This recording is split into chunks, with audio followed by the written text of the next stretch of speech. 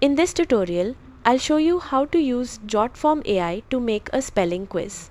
Open your browser and go to jotform.com/AI/quiz-generator.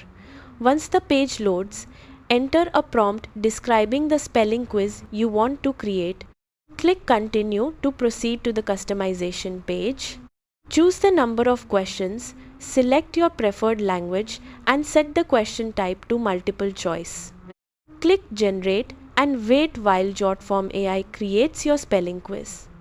When the quiz is ready, click Customize to open it in the form builder. To edit a question, click on it, then use the Properties panel to change the question text.